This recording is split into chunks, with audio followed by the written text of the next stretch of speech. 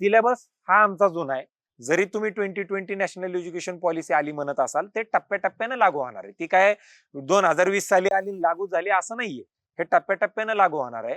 आणि आत्ताचं जे कॉर्पोरेट वर्ल्ड आहे, आत्ताचे जे बिझनेसचं वर्ल्ड आहे, ही इतक्या वेगानं धावतंय की सिलेबस डिझाईन करेपर्यंत नवीन काहीतरी टेक्नॉलॉजी येते. म्हणजे साधं तुम्ही उदाहरण घ्या, गाड्यांचं घ्या किंवा मोबाईलचं घ्या.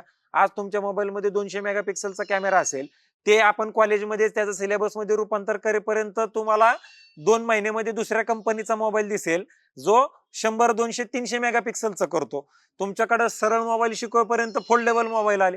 फोल्डेबल मोबाईल शिकवेपर्यंत आता ट्रिपल फोल्डेबल मोबाईल आलेत हुआवे सारख्या कंपनीचे. म्हणजे जेवढ्या फास्ट वेगानं कॉर्पोरेट वर्ल्ड पळतंय, जेवढ्या फास्ट वेगानं कंपन्या पळतायत, तेवढ्या फास्ट वेगानं आमचा सिलेबस पळत नाही.